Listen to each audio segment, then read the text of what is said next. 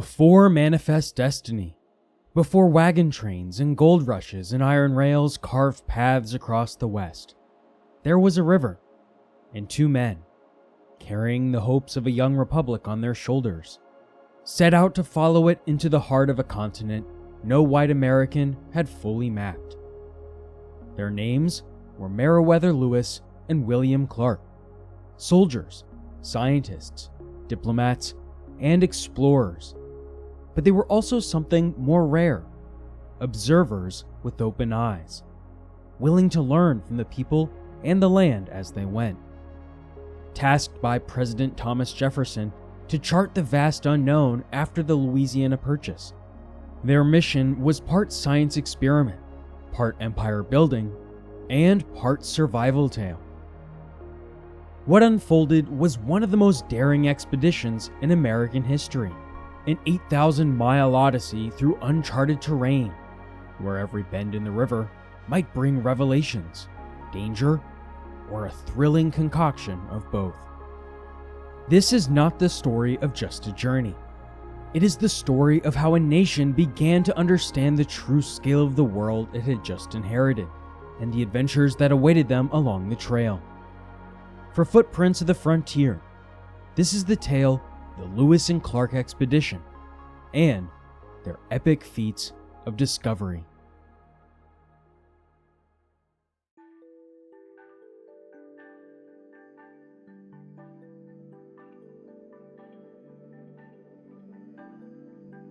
In early 1803, President Thomas Jefferson quietly approached Congress with a proposal that would change the course of American history.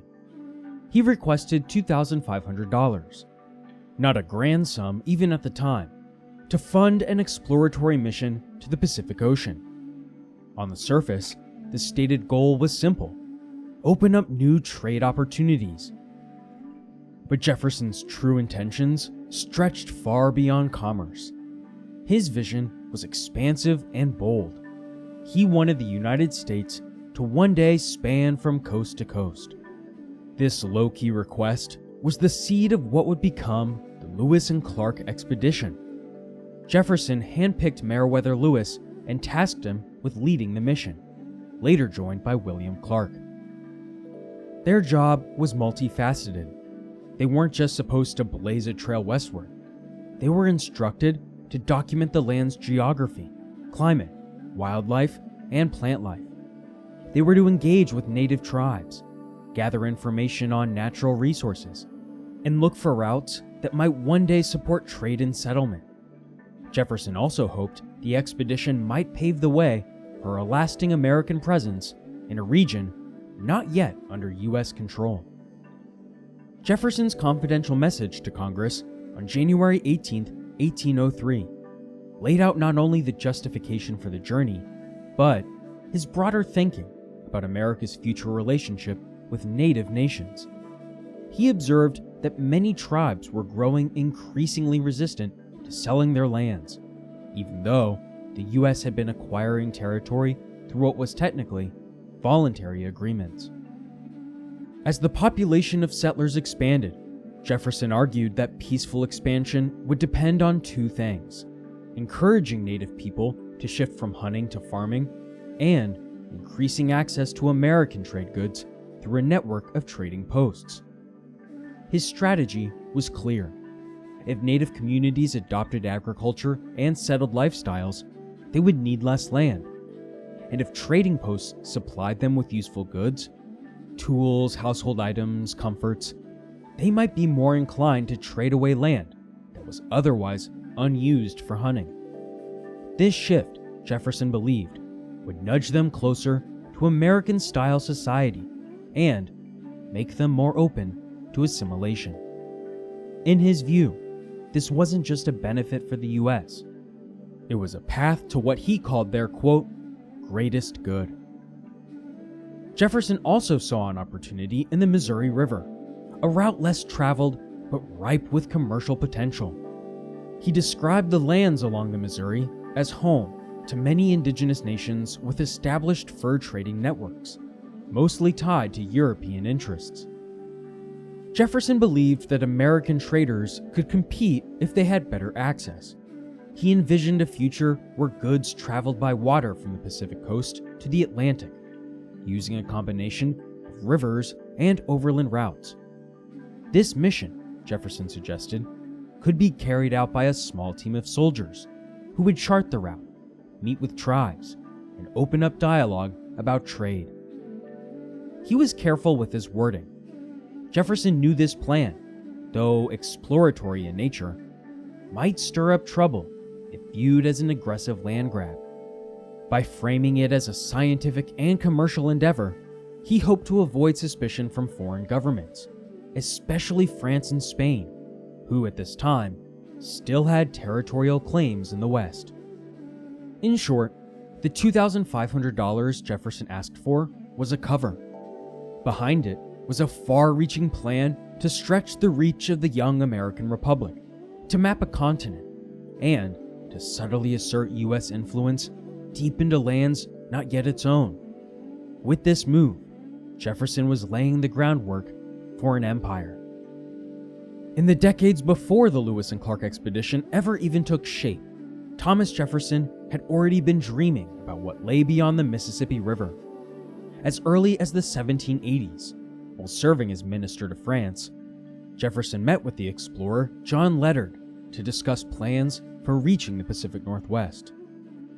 That conversation planted a seed in Jefferson's mind, a seed that would later grow into the core of discovery. Long before he sent anyone west, though, Jefferson had been quietly collecting stories from explorers, reading their journals and piecing together what little was known about the uncharted frontier. Jefferson was especially inspired by the writings of Captain James Cook and Lepage du Prat. Captain Cook's detailed accounts of his third voyage to the Northwest Passage and du Prat's descriptions of Louisiana left Jefferson eager to chart a land route across the continent. But Jefferson wasn't alone in this race. British explorer Alexander Mackenzie had already made history in 1793 by becoming the first non-indigenous person to cross mainland North America north of Mexico. His book, Voyages from Montreal, warned Jefferson that Britain had its sights set on the Pacific Northwest and its fur trade, especially along the Columbia River. That realization lit a fire under Jefferson to act quickly. So in 1803, when Congress ultimately approved that aforementioned funding for an expedition westward, Jefferson wasted no time. He selected Meriwether Lewis, his personal secretary and trusted confidant, to lead the journey. Lewis, sharing Jefferson's urgency, gathered supplies on the double, all with the help of Israel Whelan, a government supplier. Their shopping list for this quest was no small thing. They packed hundreds of pounds of portable soup, dozens of gallons of high-proof alcohol, gifts for native tribes, mosquito netting, surgical kits, and even waterproof bags. Tobacco and medicine made the list too, essentials for both bartering and survival. But the trip was never just about survival or trade. Jefferson never hesitated to reiterate that he saw the mission as a way to expand scientific understanding. He even told a French scientist that the expedition might find long extinct creatures like mammoths or saber-toothed tigers or giant sloths still roaming the North American wilderness. You see, it was during that same time period many scientists weren't convinced that extinction was real. If they could dig up fossils, Jefferson reasoned, maybe they could also find living specimens. He truly believed animals like the megalonyx, a now extinct ground sloth with enormous claws, might still exist in remote corners of the continent. These ideas may sound far-fetched today, but at the time, they were grounded in the best scientific thought available. Jefferson didn't stop at outfitting Lewis with gear and maps. He also placed him on the newly created American Board of Agriculture. This move connected Lewis with the nation's top minds in farming, manufacturing, and practical science. Jefferson believed These connections would enrich the expedition and help Lewis develop the kind of broad, useful knowledge the journey demanded. Only 2 days after the funding was approved, Jefferson shared word of the planned Voyage of Discovery. His letter revealed the wide scope of his vision, not just a trek to the Pacific, but a full investigation of the land's climate, geography, people, and natural resources. The journey would, Jefferson hoped, confirm America's destiny to stretch from the Atlantic to the Pacific, while also offering glimpses into Earth's ancient past. This highlighted the fact that Jefferson's choice to lead the journey wasn't a traditional scientist or explorer. Rather, Captain Meriwether Lewis was a man who embodied the perfect blend of frontier grit and scientific curiosity. Though Lewis lacked formal training in botany, zoology, or astronomy, Jefferson noted that his keen eye for detail and first-hand knowledge of wilderness would more than make up for it. As Jefferson explained in a letter written to Dr. Benjamin Smith Barton, Lewis had a remarkable store of accurate observation, and with the right guidance, he would know what to look for, and more importantly, how to record it. To make sure Lewis was ready, Jefferson asked Barton, the respected naturalist, to mentor him in the weeks ahead. Barton was encouraged to provide Lewis with a checklist of the plants, animals, and native tribal customs most worth documenting. The president didn't apologize for the request. Instead, he leaned on their shared commitment to scientific discovery, believing that the pursuit of knowledge alone justified the effort. Even as Lewis was preparing for the journey, Jefferson was juggling other pieces of his vision. He sent word to Illinois Territory officials, urging them to negotiate with local tribes for land that would support U.S. expansion. At the same time, Jefferson was working behind the scenes to orchestrate the legendary Louisiana Purchase, which would soon double the size of the nation and give Lewis and his party a much larger map to explore. As spring of 1803 approached, Lewis got moving. On March 8th, Jefferson returned to his Virginia home of Monticello, while Lewis made his way to Harper's Ferry. There, he supervised the crafting of specialized gear, everything from gunpowder and bullets to an experimental iron-framed boat that he hoped would withstand the rigors of river travel. Around this time, Lewis likely commissioned a custom branding iron used to mark boxes and barrels of supplies. It may have also left its imprint on trees or camp supplies along their long path west. Very few artifacts from that part of the expedition remain today, but the branding iron was one of many tools designed to bring order and accountability to the unknown. With funding secured from Congress, supplies being purchased by aides, and instructions in hand from President Thomas Jefferson, Lewis's next task was training, and for that, he turned to some of the brightest minds of the era. Leaving Harper's Ferry in late April, Lewis headed north to Lancaster, Pennsylvania, where he would study celestial navigation under the respected surveyor Andrew Ellicott. There, Ellicott gave Lewis not only hands-on instruction, but also a letter of introduction to Robert Patterson in Philadelphia, another scientific mentor. Ellicott shared advice on using an artificial horizon, specifically a model that used a pan of water to reflect celestial bodies. Though it was simple and reliable, Lewis later noted it was only practical when observing bright objects like the sun. Dimmer light from stars or the moon made accurate readings far more difficult. By mid-May, Lewis had arrived in Philadelphia, a city brimming with intellectual life. He sought additional guidance from experts like Patterson and Isaac Briggs, gathering advice on what tools and instruments were essential for the journey. Both men cautioned against using a theodolite, a delicate and difficult to transport surveying tool, and instead recommended a set of simpler, more durable gear. These essentials included 2 sextants, one specifically designed for back readings, a chronometer, an artificial horizon, a compass, a surveyor's chain, and a full set of plotting instruments. Given the importance of timekeeping for determining location, the expedition's chronometer had to be in perfect working order, a task Ellicott personally offered to handle. President Jefferson, meanwhile, remained engaged in the details from Washington.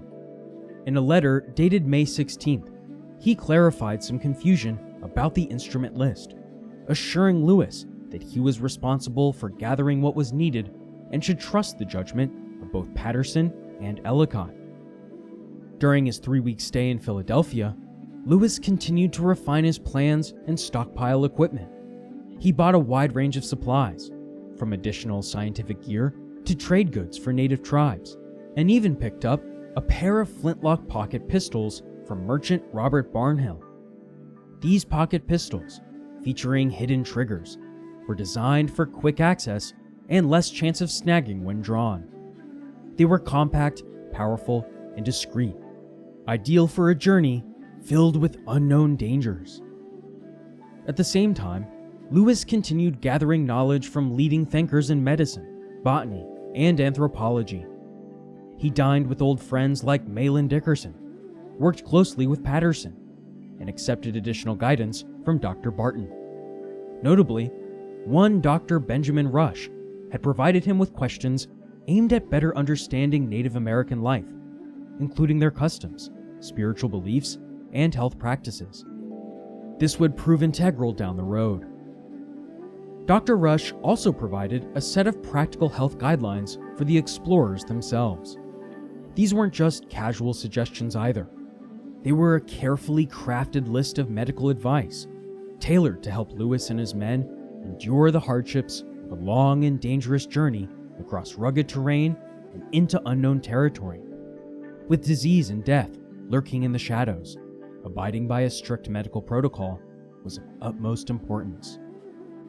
Dr. Rush's handwritten instructions, preserved in his personal notebook, laid out 11 key rules that Lewis was advised to follow.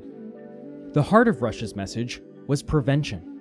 He urged Lewis not to power through any early signs of illness, but instead to stop, rest, and treat the symptoms with gentle remedies. Chief among them were his own purging pills, commonly used at the time to cleanse the system. Fasting, staying hydrated, and inducing a mild sweat with warm drinks were also recommended to stave off fevers. Several points focused on recognizing early warning signs of illness. If Lewis or one of his men began to feel constipated or noticed a sudden loss of appetite, Rush considered those red flags. His advice was simple: don't ignore these changes and treat them quickly with those same purging pills. When it came to managing exertion and diet during long marches, Rush stressed the importance of moderation. Eating lightly, he believed, helped the body endure hard labor more effectively and reduced the risk of falling ill from overexertion. He also insisted that Lewis and his men wear flannel against the skin, especially in damp weather, to guard against cold and illness. This advice was taken to heart. Lewis purchased countless flannel shirts before setting out, and later made sure the entire crew was outfitted with flannel shirts during the journey. Rush was especially cautious about alcohol. Rather than forbidding it outright, he recommended using spirits sparingly and only in specific situations, like after being drenched, worn out, or exposed to the cold and biting night air. In such cases, a small undiluted amount, no more than 3 tablespoons, could offer medicinal benefit, far more so than drinking larger amounts watered down. To stay hydrated and healthy, Rush also suggested mixing sugar or molasses with water and a few drops of vitriol, a form of acid common in early medicine, creating a drink that was both refreshing and beneficial to digestion. He also advised washing chilled feet with spirits and starting each day by rinsing them in cold water. Both measures intended to toughen the feet and prevent illness from cold exposure. Perhaps one of his most useful tips for the long road ahead was on recovery. Rush earnestly believed that after an exhausting march, lying completely flat for 2 hours would provide far more rest than sitting or lounging in any other position. It was a way to fully relax the body and prepare it for the next leg of the journey. Lastly, he gave specific advice about footwear. Shoes without raised heels, he said, would offer better balance and support for the muscles in the legs, helping the explorers travel longer distances with less strain. All of these guidelines were not theoretical. They were based on Russia's experience, common medical beliefs at the time, and a practical understanding of the grueling conditions Lewis would face. Though modern medicine has moved beyond many of these practices, such as purging or the use of vitriol, the core of Russia's advice remains familiar. Listen to your body, treat symptoms early, rest when needed, dress for the weather, and stay moderate in all things. Lewis also sent Jefferson a selection of rough maps, copied from George Vancouver's coastal surveys. Tools that would help fill in the geographic blanks of North America. These charts, though hastily sketched, would serve as useful references for the journey ahead. Despite Lewis's enthusiasm, recruiting suitable men for the expedition proved difficult. He wrote to Jefferson expressing frustration that only a few volunteers met the high physical and mental standards required for such an arduous journey. Nevertheless, he was optimistic, and by late May, he reported that nearly all supplies had been secured and hoped to return to Washington in early June. Realizing he couldn't keep waiting for the volunteers to come to him, Lewis remembered one man who, above all, could not only match his standards, but supersede them. Thus, he took pen to paper in Washington City to write one of the most important letters not only of his life, but in American history. Addressed to William Clark, an old friend and fellow soldier, Lewis extended an invitation not only to join him on the government-backed expedition into the western frontier, but to help him lead it. In this letter, Lewis laid out his immediate travel plans. He would soon depart for Pittsburgh, the city where their long voyage was set to begin. From there, he would descend the Ohio River in a 10-ton vessel, pushing southwest until reaching the Mississippi River, and then venture up the Missouri River as far as its waters would allow. It was an ambitious route, with miles of riverways and unknown wilderness ahead. Lewis also described his personnel needs, outlining the types of men they would need to recruit for the mission. Ideal candidates were unmarried, physically strong, and seasoned in wilderness survival, preferably with experience as hunters.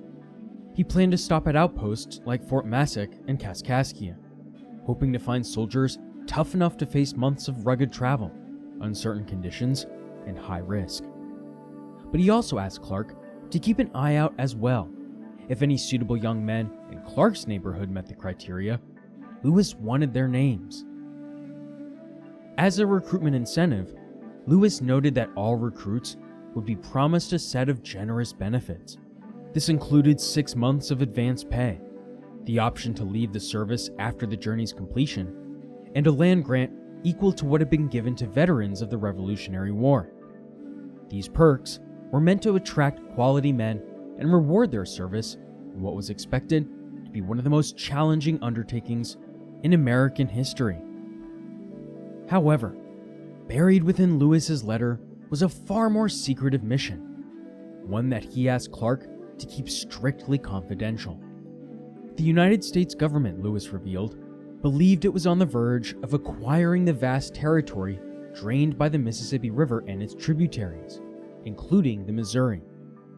Though not yet finalized, the potential land deal, the future Louisiana Purchase, would give the United States control over a massive swath of the continent. In light of this, the exploration of the region had taken on a new urgency. Finally, Lewis extended a personal plea. He asked Clark to consider not just the rewards or the adventure, but the opportunity to face the hardships and honors of the journey together. Quote, "If therefore there is anything under those circumstances in this enterprise which would induce you to participate with me in its fatigues, its dangers, and its honors. Believe me, there is no man on earth with whom I should feel equal pleasure in sharing them as with yourself." Clark received the letter nearly a month later, on July 17, 1803, and didn't hesitate long. The very next day, he wrote back and accepted. It was the beginning of a partnership that would go down in American history.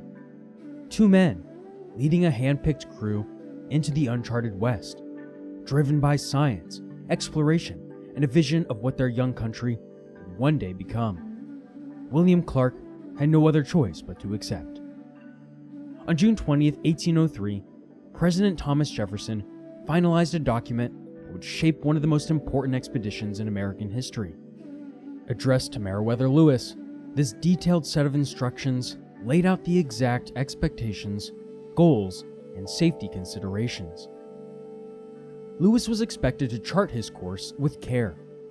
He was told to record latitude and longitude at every notable point along the river, especially where other rivers met, or at islands, rapids, and natural landmarks that would last for generations.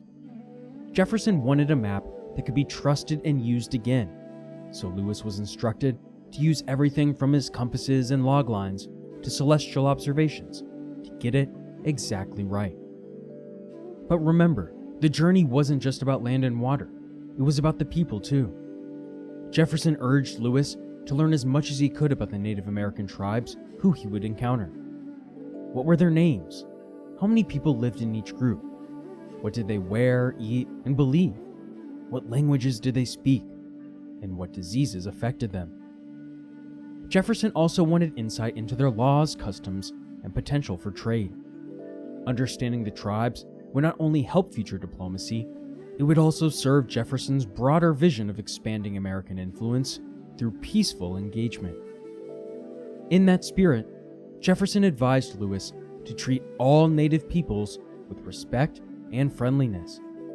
He was to reassure them that the expedition posed no threat and explain that the United States wanted to trade and maintain peaceful relations. If any tribal leaders wanted to visit Washington, Lewis was encouraged to arrange for them to do so, with the government covering the cost. Lewis was also asked to observe plants, animals, and geological features, especially anything new to American science. He was to note the soil, the weather, and even the dates when certain flowers bloomed or birds appeared. Jefferson wanted the full picture of what made the land unique, from rare minerals to extinct species. A lesser discussed point of the journey was that Lewis also carried with him samples of the smallpox vaccine, known then as the kindpox. Jefferson hoped that Lewis could teach the native tribes how to use it and explain its power to protect against deadly disease. This too was part of the broader goal, sharing knowledge in the hopes of building trust. When it came to safety, Jefferson left the final judgment to Meriwether Lewis himself. If the expedition ran into serious resistance, whether from a foreign military or an overwhelming threat, he was instructed to turn back rather than risk lives. Remember, the priority was survival, not heroics, and Jefferson made that clear. Bringing back the information was more valuable than pressing forward recklessly. And finally, Jefferson included a practical fallback plan. If returning the way they came proved too dangerous, Lewis had the authority to find passage by sea, around Cape Horn or the Cape of Good Hope. He would have access to open letters of credit to buy supplies, food, or transportation, trusting in the financial backing of the United States government to cover any needs. All of this was put down in writing and signed by Jefferson himself. With this letter, the stage was set for the Corps of Discovery to begin its historic journey. The plan was ambitious, the expectations ran high, and the risks real. But Lewis now had his roadmap, not just for the rivers ahead, but for how to navigate every single challenge that might come with them. By the summer of 1803, months of planning, training, and political maneuvering had finally given way to action. The final preparations for Meriwether Lewis's expedition were now moving at full speed. Time seemed a blur as July rolled in, bringing with it news that would forever change the shape of the nation. On July 4, 1803, word of the Louisiana Purchase Treaty was made public in Washington, D.C. Overnight, the scale and stakes of Lewis's mission grew exponentially. Just 11 days later, Lewis reached Pittsburgh, Pennsylvania. There, he personally oversaw the building of a large keelboat, roughly 55 feet long, with a 32-foot mast and benches to seat 22 oarsmen. He also picked up a long, narrow pirogue, another river vessel measuring over 40 feet. These specific boats would serve as the main lifelines of the journey, carrying supplies, weapons, scientific gear, and the crew that would help shape American history. But, of course, nothing ever goes exactly according to plan. Delays pushed the departure back more than a month as the boat builders worked to complete the keelboat. Finally, on August 31st, with construction finished and the vessel fully loaded, Lewis and his small team, 11 men in total, pushed off into the slow current of the Ohio River. This long-awaited expedition had officially begun. As the boat slipped away from the banks of Pittsburgh, Lewis probably couldn't help but recall a letter he had sent to his mother not long before.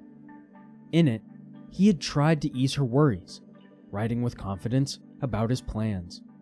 Quote, "I shall set out for the western country. My absence will probably be equal to 15 or 18 months. I go with the most perfect preconviction in my own mind of returning safe, and hope, therefore, that you will not suffer yourself to indulge any anxiety for my safety. Adieu, and believe me, your affectionate son, Meriwether Lewis." With those words echoing in his thoughts, and the waters stretching out before him, Meriwether Lewis sailed into the unknown, armed with optimism, prepared by training, and driven by a mission that would redefine a nation. The best was yet to come.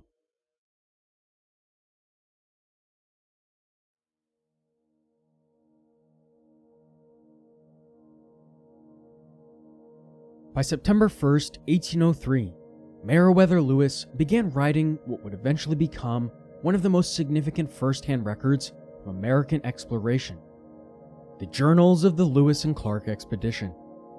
As he recorded the initial miles of their journey down the Ohio River, he set the tone for a voyage that would chronicle not just geography and weather, but daily life on the frontier, challenges faced, and discoveries made.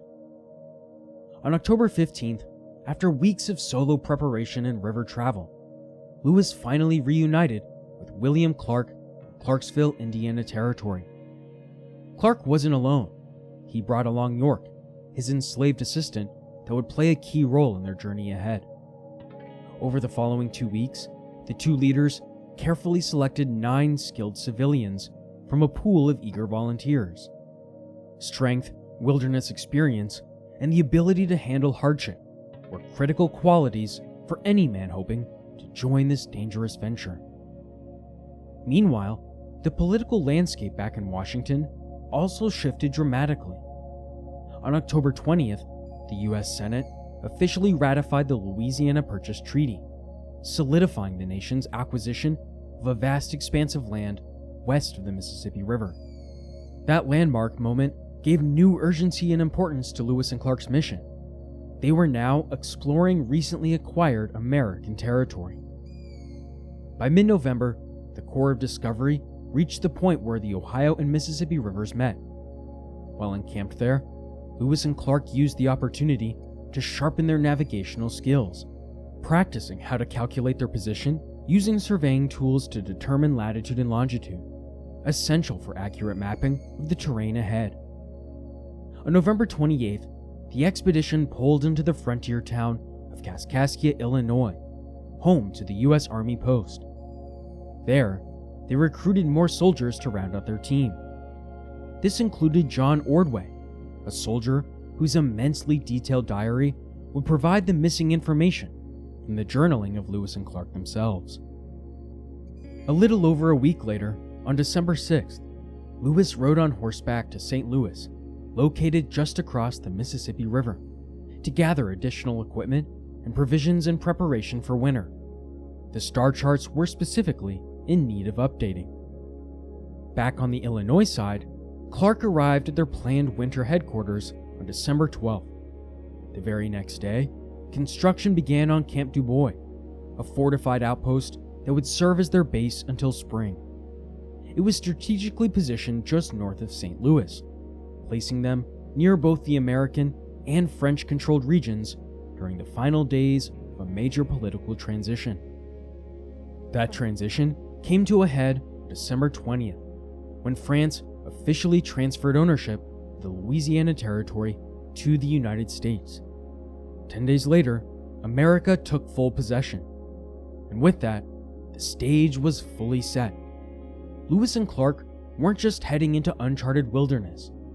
They were leading the first major American expedition to brand new territory, a journey that would soon define the edge of the known world.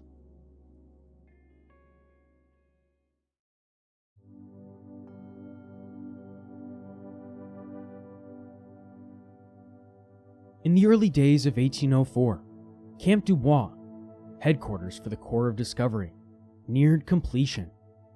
The cold Midwestern winter still held the land in its grip, but inside the camp, the focus was on discipline, morale, and keeping everyone occupied. Lewis and Clark walked a fine line as leaders. The men needed to remain upbeat and cooperative, but too much idleness risked stirring resentment. So, the captains filled these early days with purpose. Men were assigned tasks as hunters, cooks, fishermen, and caretakers of the camp. Others worked alongside the captains to prepare the scientific gear for the journey ahead. Regular shooting contests and near-daily hunting excursions kept the men sharp and the camp well stocked with venison and waterfowl. As February arrived, the snow began to melt, but a new challenge surfaced. William Clark fell ill. His condition was unclear, and he grew worse even as spring hinted its return. Lewis stepped in with a dose of homemade walnut bark pills, and slowly but steadily, Clark began to recover. By the time the frozen Missouri River began to shift and break apart, the captains knew it was time to move quickly. Their next phase would involve deep engagement with indigenous nations, tribes that dotted the landscape they were about to explore, and careful planning would be essential. On March 9th, Lewis traveled to St. Louis to witness a historic event, the formal handoff of the Louisiana Territory from France to the United States. Just weeks later, on March 26th, he received news that left him both frustrated and disappointed. Clark's commission had finally come through, but only as a lieutenant, not a captain. While Jefferson had promised equal authority, the paperwork failed to reflect it. Still, Lewis kept this difference in rank hidden from the men.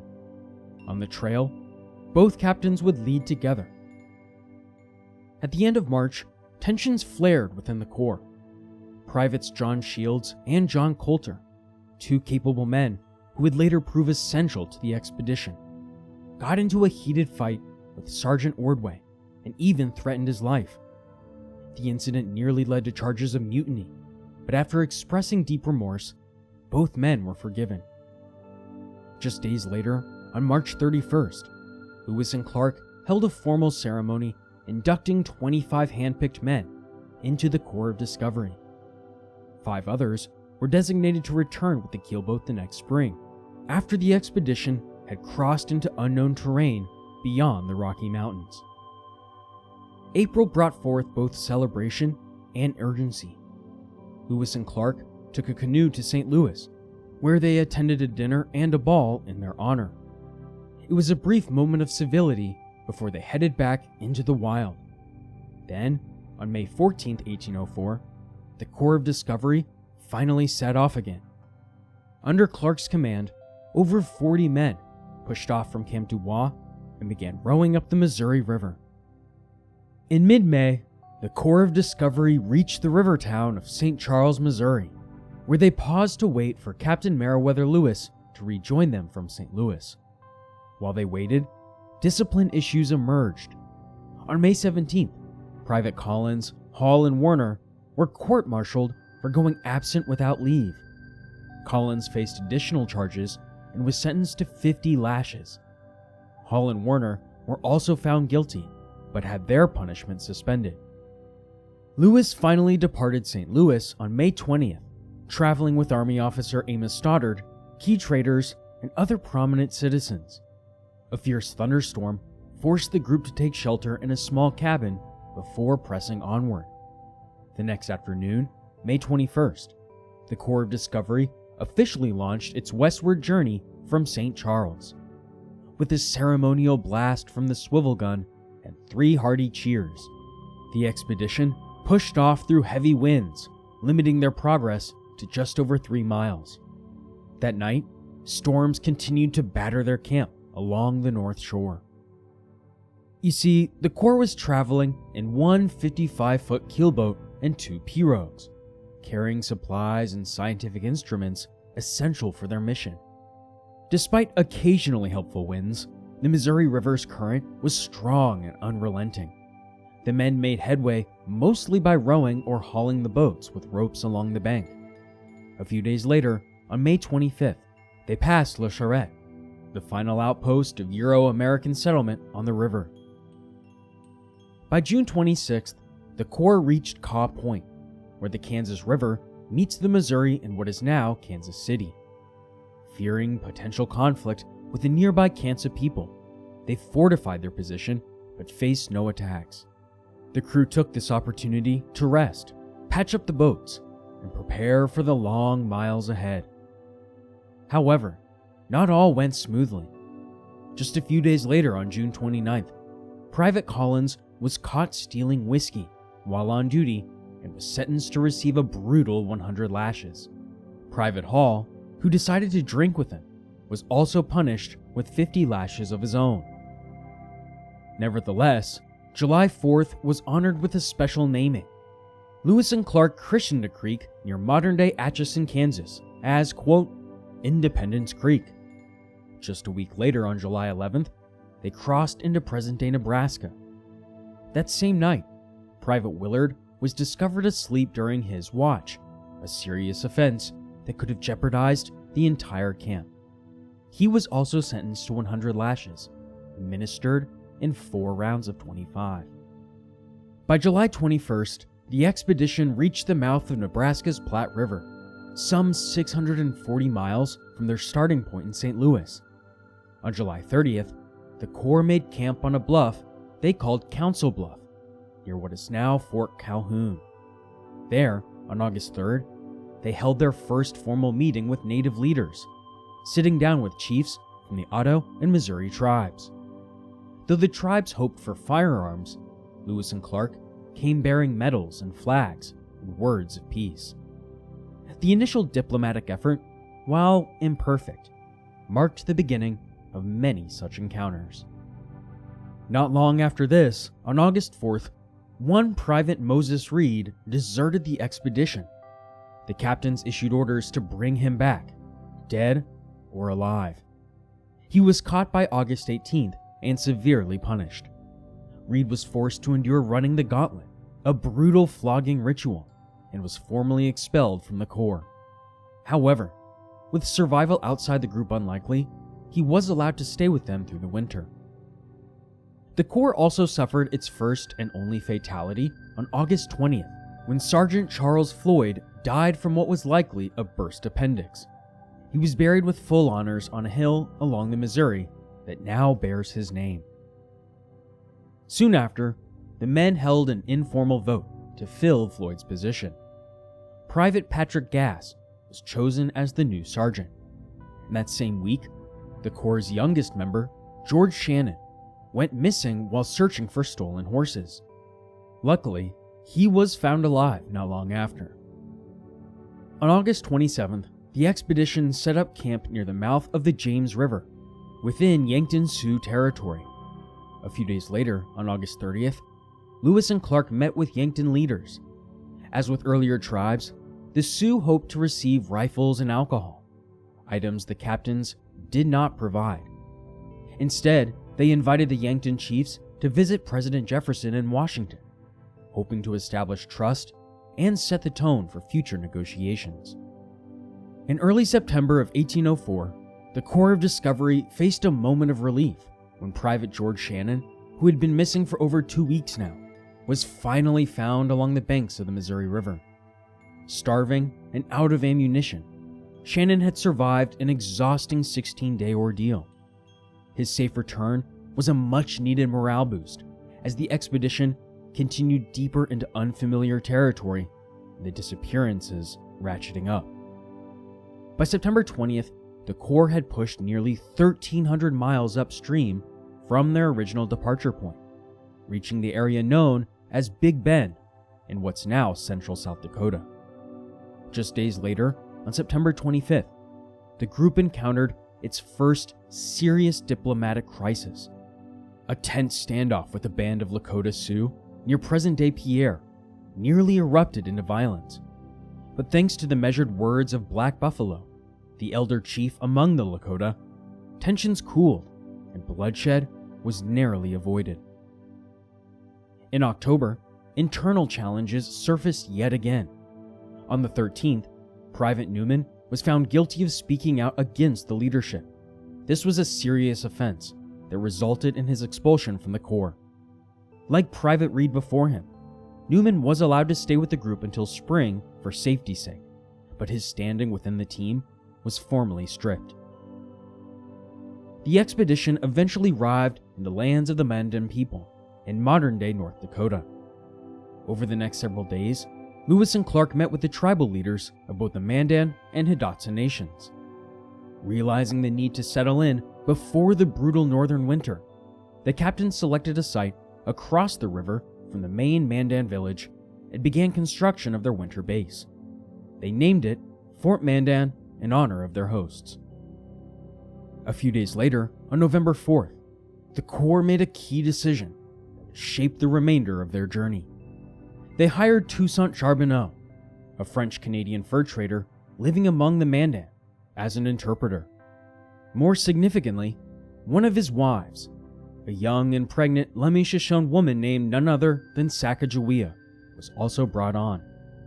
Her language, skills, cultural knowledge, and later contributions would prove invaluable. From that point through December, life at Fort Mandan was a mix of hard work and survival. The men spent their days building the fort, hunting buffalo for food and hides, battling winter illnesses, and maintaining trade relations with local and visiting native tribes. Occasional tensions flared among the crew, but discipline was maintained, and scientific documentation quietly continued in the background. Lewis observing, recording, and collecting as often as time allowed. On December 24th, after weeks of labor in bitter cold, Fort Mandan was officially completed. The following day, Christmas brought a much-needed break. The Corps celebrated with what little luxuries they had, some special food, a ration of rum, and a night of music and dancing inside the newly finished fort. It was a moment of warmth and camaraderie in the heart of a frozen and unfamiliar land.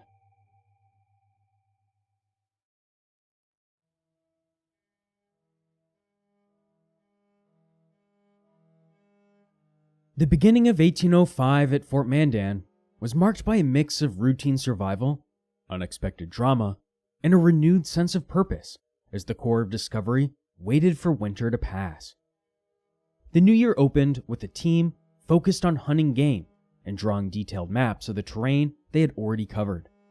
But as temperatures plunged to life-threatening lows, dropping to 40 degrees below zero at times, routine tasks could turn deadly. On January 9th, a group of villagers from Knife River staggered into the fort, quote, nearly frozen. That same night, one of the Corps' hunters and a young native boy failed to return, prompting a desperate but unsuccessful search.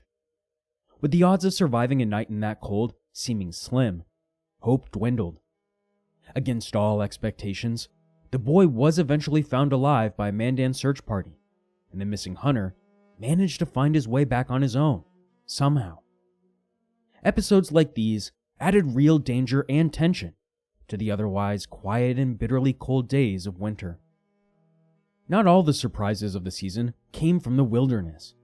On January 14th, Clark recorded an incident that would rarely make the history books, but it speaks volumes about human behavior on the frontier.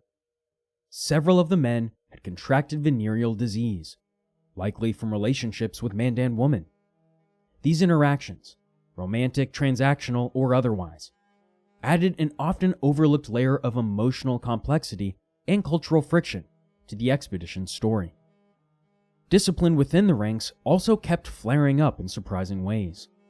On February 9th, Private Howard returned after dark and, instead of asking the guard to open the gate, climbed over the fort's wall. A curious native onlooker followed his lead and scaled the wall too. Howard's breach of security was taken seriously. He was sentenced to 50 lashes, though Lewis ultimately chose to suspend the punishment. This was the last formal disciplinary trial of the journey. Because 2 days later, on February 11th, the expedition experienced a very different kind of milestone. Sacagawea gave birth to her first child, a baby boy named John Baptiste Charbonneau. William Clark affectionately nicknamed the child Pompey, and he quickly became a cherished member of the traveling party. By early April, winter was finally on the retreat. On April 7th, the Corps packed up camp and pushed forward. The keelboat, filled with specimens, maps, and reports for President Jefferson, were sent downriver with a dozen men. The remaining permanent party, the true core of the Corps, headed west using 2 pirogues and 6 hand-carved dugout canoes. As the journey continued into late April, the landscape shifted dramatically. On April 25th, the group reached the confluence of the Yellowstone River, a major northern branch of the Missouri. 2 days later, they crossed into present-day Montana, where they began to witness the scale of the uncharted West firsthand. Herds of buffalo, numbering in the tens of thousands, blanketed the plains. Then on April 29th, the men came face to face with one of the most feared creatures of the frontier, the grizzly bear. That day, 2 large bears were spotted. Both were shot and wounded, and one actually charged Meriwether Lewis, chasing him for nearly 100 yards. Fortunately, it had been badly injured and couldn't keep up. Lewis and his men managed to reload and bring it down. Though this particular bear was relatively young, weighing in at just about 300 pounds, the experience underscored the animal's reputation, and the Corps of Discovery maybe learned their lesson: don't mess with the bear. Lewis remarked with some awe that it was, quote, astonishing to see the wounds they will bear before they can be put to death. While native hunters armed with bows and outdated firearms had every reason to fear the grizzly, Lewis believed skilled riflemen could handle the threat, though he now knew firsthand it was no small challenge. In May, the Corps of Discovery's encounters with the grizzly bear actually became a regular and nerve-wracking part of life along the Missouri River. These massive creatures, which Lewis had foolishly once thought might be exaggerated in reputation, quickly proved themselves to be among the most dangerous animals in all of North America. On May 5th, near what's now Wolf Point, Montana, Clark and expert hunter George Drouillard brought down the largest grizzly yet seen by the expedition. Despite being hit by 10 bullets, including 5 through the lungs, the animal still managed to swim halfway across the river before finally collapsing 20 minutes later. It never charged, but its pained roars and sheer willpower left a lasting impression. Lewis called it a most tremendous looking animal, and that night, everyone slept a little more cautiously. The very next day, on May 6th, Lewis had a shift in perspective. Near the Milk River, he wrote about the bears in terms of ownership and dominance, referring to them, half seriously, half sarcastically, as, quote, gentlemen. For Lewis, that word carried weight. In his mind, gentlemen were landowners, and in this case, grizzlies ruled the cottonwood bottoms and brushy riverbanks with the authority of kings. On May 11th, that royalty nearly took the life of one of their own. Private William Bratton, recovering from an infected hand, had been allowed to walk along the river to get some fresh air. What he didn't expect was a grizzly charging him.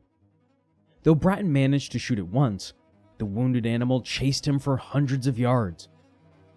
Bratton made it back in one piece, but barely. Lewis led a search party and found the bear's trail. They tracked it through thick brush until they found the animal still alive and dug into a self-made den, despite that bullet going through its lungs. It took another 2 shots to the skull to finish it off. Constant experiences like this began to wear on the men. Quote, "These bears being so hard to die rather intimidates us all," Lewis wrote in his journal.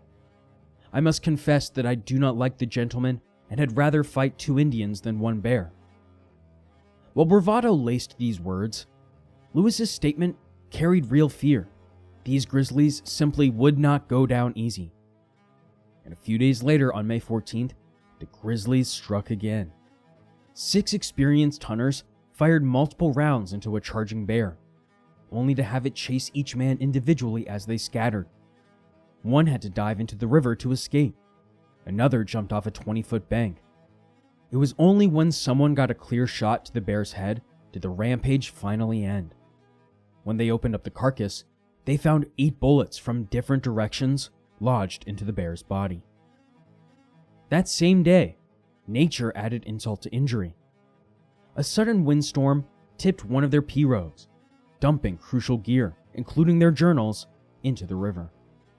While panic set in, it was Sacagawea who calmly collected floating supplies and saved the day.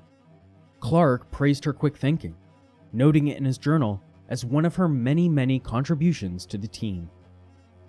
Later that month, on May 26th, Lewis saw the Rocky Mountains for the first time. At first, he was thrilled. This was the destination they'd worked so hard to reach. But reality set in fast. Snow-capped peaks loomed ahead, signaling that even greater challenges lay before them. On June 1st, they hit an unexpected fork in the Missouri River. One branch flowed north, the other branch flowed south, and the men voted on which one to take.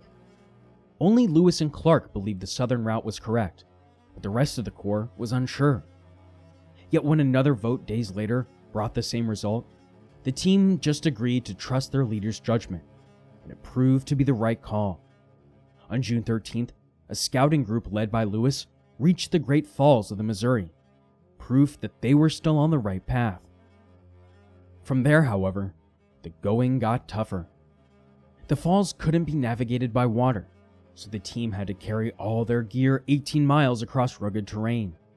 The portage took nearly 6 weeks, testing the endurance and morale of every man involved. In early August, Sacagawea serendipitously recognized a rock formation from her childhood, Beaver Head Rock. It signaled that they were nearing Shoshone territory. On August 12th, Lewis and 3 men crossed the Continental Divide at Lemmy Pass, marking a major milestone. At the same time, the shipment that they had sent earlier reached President Jefferson in Washington. The next day, on August 13th, Lewis encountered a new band of 60 Shoshone warriors. Tensions were high, but Lewis managed to establish peaceful intentions. But trust didn't come easy. When suspicions flared on August 16th, Lewis handed his own rifle to the Shoshone chief to demonstrate his sincerity. The other men followed his lead, surrendering their weapons temporarily, a very bold move that helped secure the alliance. This gamble paid off in a way that no one expected. The next day, on August 17th, Sacagawea was reunited with her long-lost brother, Kamaway, who now just so happened to be a Shoshone chief. Through her translation and personal connection, the Corps successfully negotiated for the horses they needed to cross the daunting Rocky Mountains ahead. In just a few months, the Corps had gone from dodging death by grizzly to building fragile but critical alliances with native nations. It was a constant balance of force and diplomacy, danger and survival. But through it all, they kept pressing forward, wounded, wiser, and determined. By early September 1805, the Corps of Discovery found themselves approaching the eastern face of the Bitterroot Mountains, near what is now Sula, Montana. After weeks of travel through rugged terrain, they were greeted by the Bitterroot Salish people, also known as the Flathead Indians, who offered the weary travelers a much-needed break. The Salish, living in a camp of 33 lodges with roughly 80 men and about 400 people in total, welcomed the expedition warmly. Over the next 2 days, Lewis and Clark's team rested, traded for horses, and gathered strength for what lay ahead. That brief respite proved essential too, because soon they began what would become the most grueling stretch of their entire journey, crossing the Bitterroots.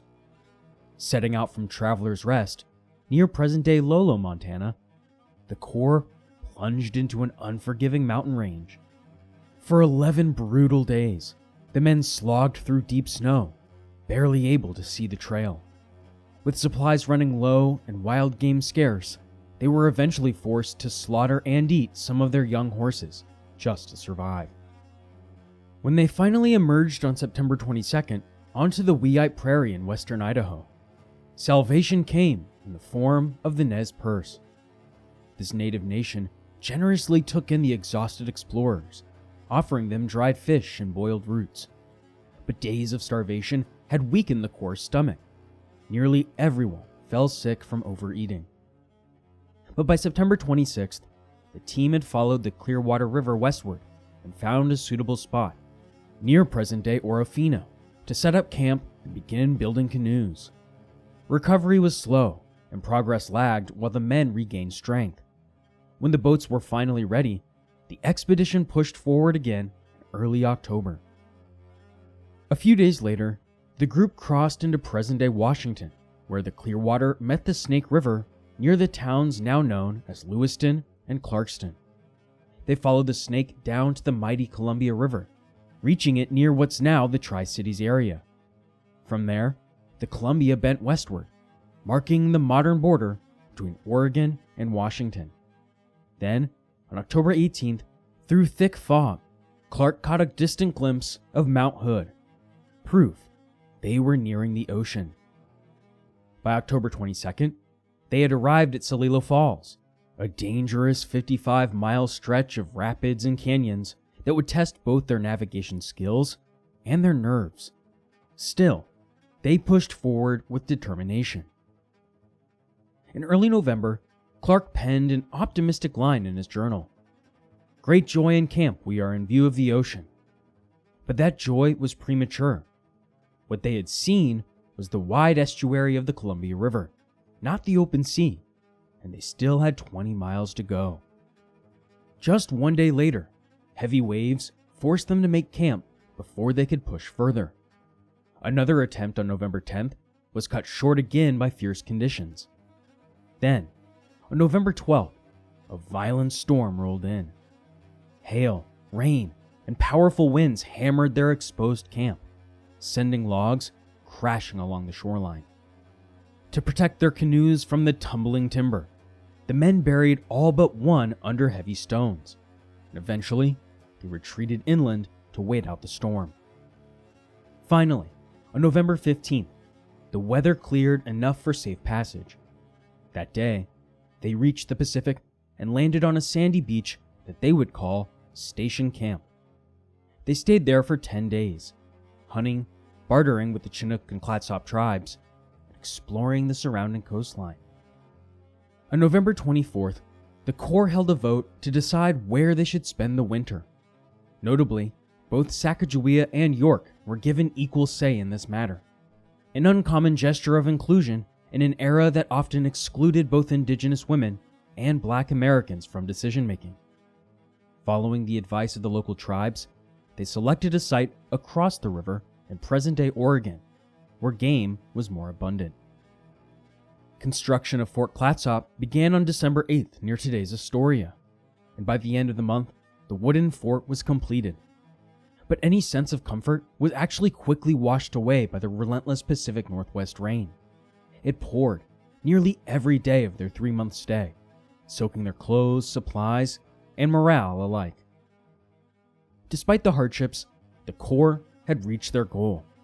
They had made it to the edge of the continent. Now, all that remained was to turn around and make the long journey home.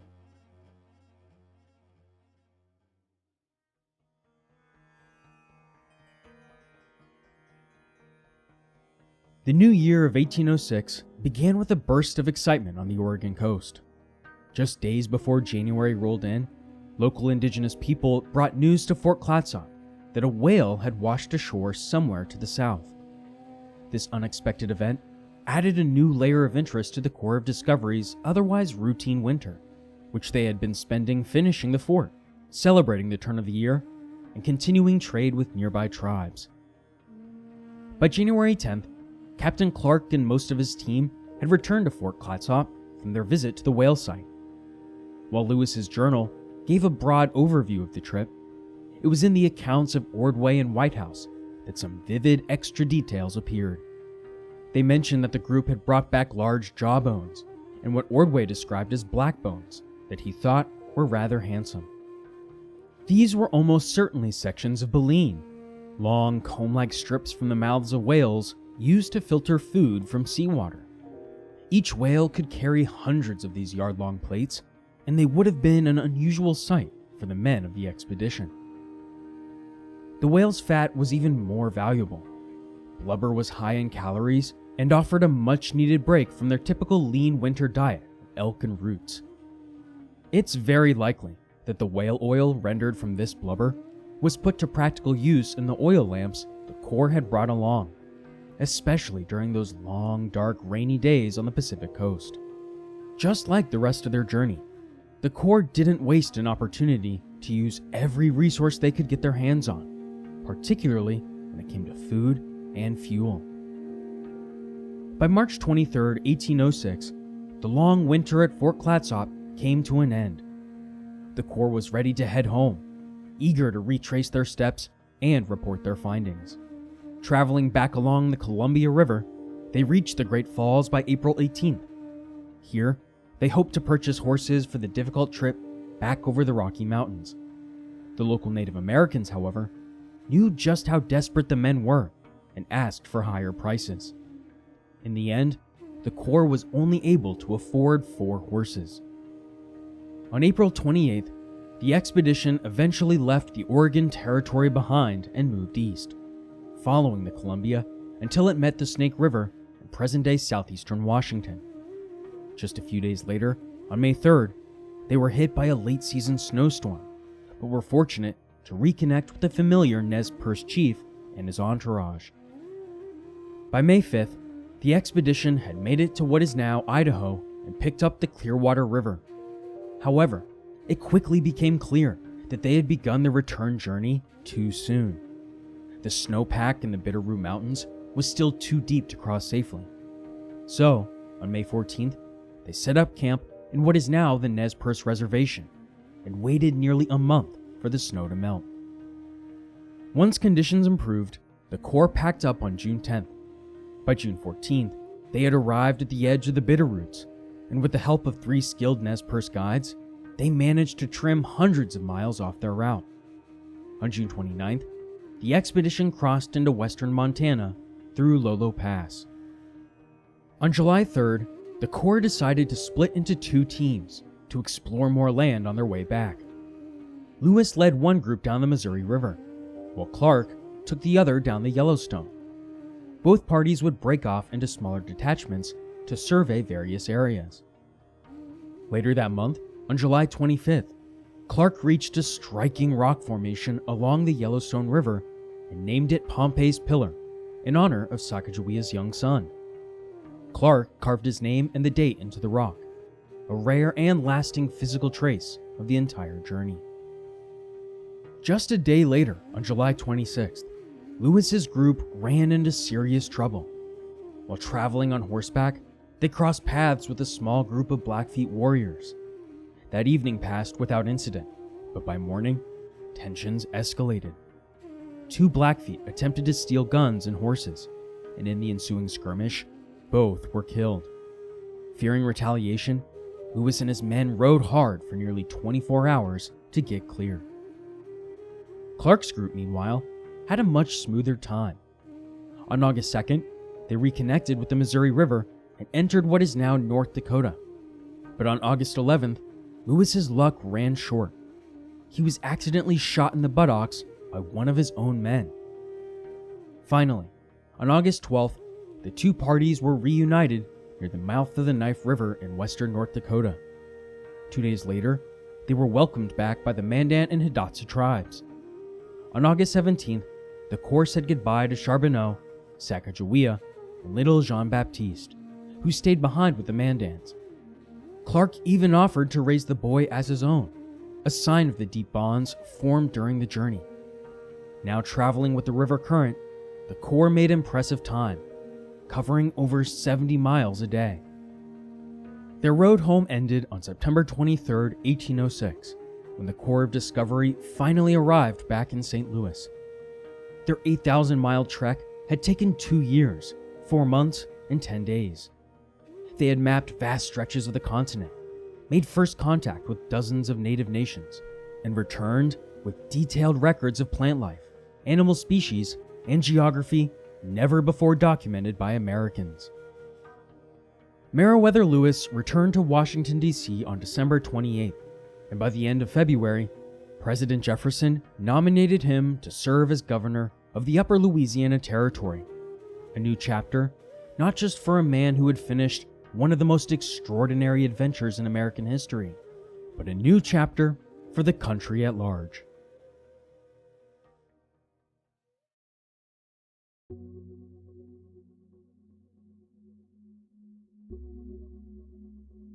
The full scope of what Lewis and Clark achieved on their expedition is difficult to fully catalog. The records they kept, the plants and animals they documented, and the maps they created helped transform the known boundaries of the young United States. Yet beyond the big picture milestones and scientific breakthroughs, the journey was also packed with quieter victories, moments of resilience, of cultural exchange, of discovery both grand and subtle. These side stories, many of them overshadowed by the sheer magnitude of the expedition, are still very much worth appreciating for the ways they shaped the decades that followed. One of President Thomas Jefferson's main objectives for the Corps of Discovery was the aforementioned gathering first-hand knowledge of the native nations living across the newly acquired Louisiana Territory and beyond. This wasn't just a scientific mission, it was a political one. Jefferson wanted Lewis and Clark to make it known that the U.S. government now claimed this vast interior land, and that all native nations within it should recognize the authority of the, quote, Great Father in Washington. That message was expected to be delivered with both diplomacy and a show of strength. To help with this, the Corps carried leather-bound journals to document tribal interactions, and they brought bundles of those trade goods, beads, mirrors, sewing needles, medals, and ribbons, to offer as gestures of goodwill. The expedition met dozens of native groups along the way, most of whom were welcoming and generous with their knowledge. They helped guide the Corps, traded food and supplies, and shared details about the landscape. Still, not every encounter was peaceful. A particularly tense episode unfolded on September 25, 1804, when the expedition reached the lands controlled by the Teton Sioux, near what is now central South Dakota. The Lakota, led by Black Buffalo and the Partisan, stopped the Corps and demanded gifts in exchange for passage. Captain Lewis, misreading the dynamics, insulted Partisan by giving gifts first to Black Buffalo. That mistake nearly caused a violent clash. At one point, the Lakota warriors grabbed one of the Corps' boats and refused to let go. Swords were drawn, muskets were raised. Only the quick thinking of Black Buffalo de-escalated the situation. The Corps eventually moved on after sweetening their offering with more trade goods and a bottle of whiskey. A similar standoff occurred again when the Corps tried to leave, but a few puffs of tobacco kept things from boiling over. Over time, the expedition developed a deeper understanding of many native cultures they encountered. They learned about traditions, languages, family structures, spiritual beliefs, and social norms. Some customs were shocking to the men, like arranged marriages involving young girls, or the practice in certain tribes of marrying multiple wives, sometimes their own sisters. They also witnessed fierce intertribal rivalries and saw evidence of long-standing wars. The Sioux, for instance, bragged openly about having wiped out several nearby tribes, such as the Cahokia and the Missouris. But the expedition wasn't just about those politics and diplomacy. It was also about the aforementioned scientific enterprise. They carefully recorded the terrain, charted river systems, and drew over 140 maps, many of which were used for years after their return. Their observations laid the groundwork for America's eventual expansion all the way to the Pacific. The Corps documented more than 200 previously unknown plants and animals, at least unknown to the European Americans. Among the creatures they described for the first time were the grizzly bear, pronghorn, swift fox, and mule deer. They also wrote about birds like the greater sage grouse and Lewis woodpecker, amphibians like the western toad, and reptiles including the horned lizard and western rattlesnake. In the rivers they traveled, they identified species such as the blue catfish and white sturgeon. Plant life was just as important to the expedition.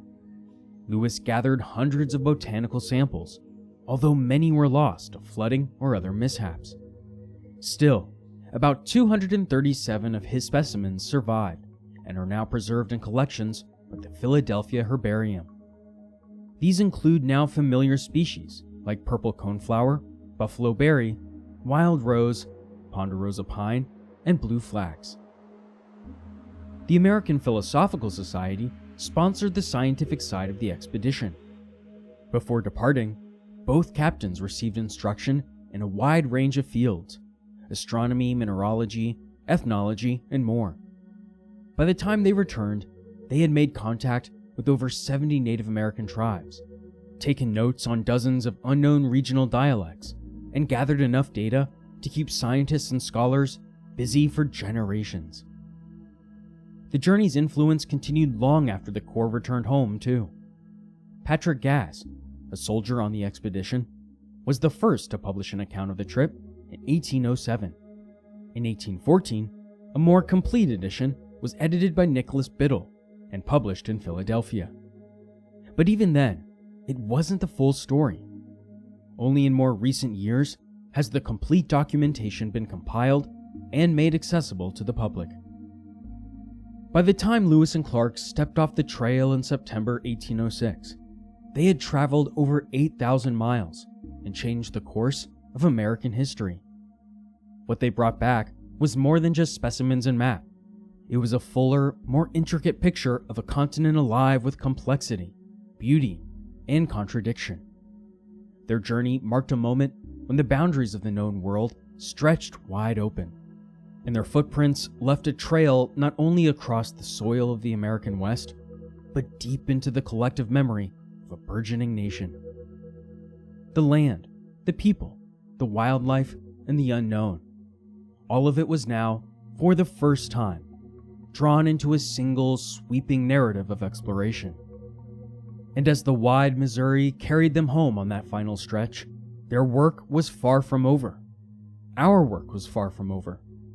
But for a brief moment, they had done what very few had done before them. They had stepped into the vast unknown and returned to tell the tale. What they set in motion, what Lewis and Clark set in motion, would ripple across the continent of the United States of America for generations to come.